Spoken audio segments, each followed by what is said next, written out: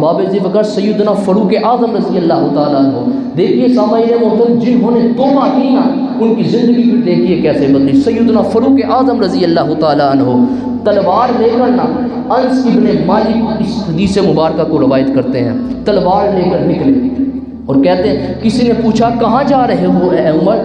کہنے لگے اريد ان اقتل محمد، کہ میرا ارادہ ہے کہ میں محمد کو قتل کر دوں۔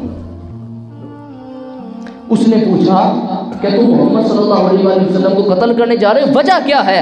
فرمایا کہ لوگ ہمارے آبائی دین کو چھوڑ کر اس محمد کے دین میں داخل ہو رہے ہیں، ہمارا دین مٹ رہا ہے۔ پھر کسی نے پوچھا کہ تم نے اپنے گھر کی بھی خبر لی ہے؟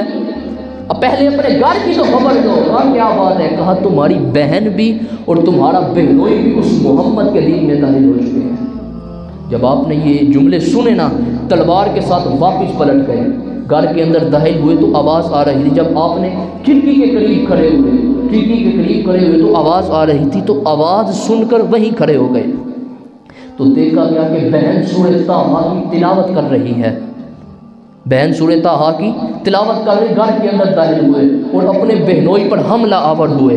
وہ بھی مسلمان ہو چکا تھا، اپنے جو بھی بہنوئی پر حملہ آور ہوئے تو ہمشیرہ نے آگے ہو کر دفاع کیا۔ ہمشیرہ کا چہرہ زخمی ہو گیا، خون آلود ہو گیا، خون بہنے لگا۔ ہمشیرہ نے جب آگے ہو کے دفاع کیا تو پھر بعد میں ہمشیرہ نے ایک جملہ کہا بھائی عمر آپ نے بڑا غضب کیا ہے، بڑا ہی غضب کیا ہے۔ بس یہ جملے ہمشیرہ کے کہنے کی دیر تھی، دل کی کایا پلٹ گئی۔ کہنے لگے یہ تم کیا پڑھ رہی تھی؟ یہ جو پڑھ رہی تھی ذرا مجھے بھی دو، میں بھی پڑھ لوں۔ کہنے لگی نہیں، میں نے آپ کو اس طرح نہیں تھمانا، ابھی آپ کا جسم پاک نہیں ہے، پہلے غسل کریں، وضو کریں، پھر تھماتی ہیں قرآن کے اوراق۔ غسل کیا، وضو کیا، قرآن کے اوراق تھمائے، سورہ طٰہٰ کی تلاوت شروع کی۔ جب اس آیت کریمہ پر پہنچے نا، اننی انا اللہ لا الہ الا انا فاعبدنی واقیم الصلاۃ لذکری، جب اس آیت کریمہ پر پہنچے دل کی کایا پلٹ گئی، ارادہ بدل گیا، توبہ نے جنم لے لیا۔ کہنے لگے اپنی ہمشیرہ کو، اپنے بہنوئی کو، مجھے بھی محمد صلی اللہ علیہ وآلہ وسلم کے پاس لے چلو، مجھے بھی ساتھ لے چلو۔ ایک روایت میں یہ آتا ہے اور دوسری روایت میں یہ آتا ہے تلوار لے کر خود ہی حضور علیہ الصلوۃ والسلام کی بارگاہ میں حاضر ہو گئے۔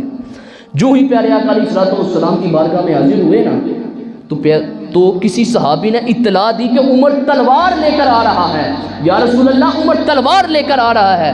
تو پیارے آقا علیہ الصلوۃ والسلام نے فرمایا ذرا ٹھہر، جو مجھے ارادہ معلوم کرنے دو، کیونکہ میں نے چڑاب سے دعا مانگی تھی کہ یا اللہ یا عمر ابن خطاب یا عمر ابن ہشام، ان دونوں میں سے ایک دے دے۔ میں نے جو رب سے یہ دعا مانگی تھی، مجھے اس کا ارادہ معلوم کرنے دو کہ یہ کس ارادے سے آ رہا ہے۔ پیارے آقا علیہ الصلوۃ والسلام نے اس صحابی سے فرمایا اندر داخل ہوئے۔ جو ہی اندر داخل ہوئے نا، نگاہ چہرہ مصطفیٰ پر پڑی تو پیارے آقا علیہ الصلوۃ والسلام نے فرمایا عمر کس ارادے سے آئے ہو؟ جو ہی حضرت عمر فاروق رضی اللہ تعالیٰ عنہ کی نگاہ چہرہ مصطفیٰ پر پڑی، عرض کی یا رسول اللہ آیا تو کسی اور ارادے سے تھا، آیا تو میں کسی اور ارادے سے سوچ کر کچھ اور آیا تھا، آیا شکار کرنے تھا، لیکن یا رسول اللہ چہرے نے خود شکار کر دیا ہے۔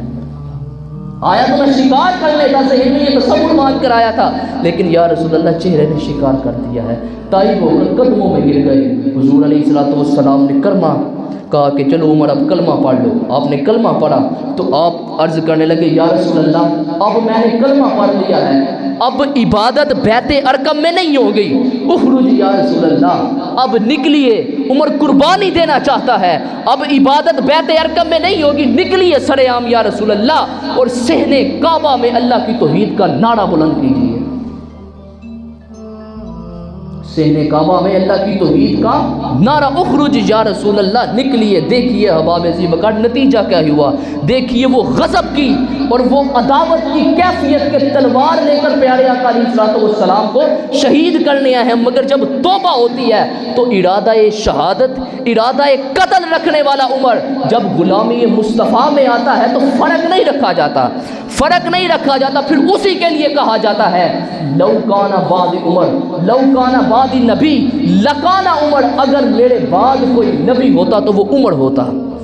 پھر اسی کے لیے کہا جاتا ہے شیطان عمر کو دیکھ کر اپنا راستہ بدل دیتا ہے، پھر اسی کے لیے کہا جاتا ہے کہ رب عمر کی زبان پر بولتا ہے۔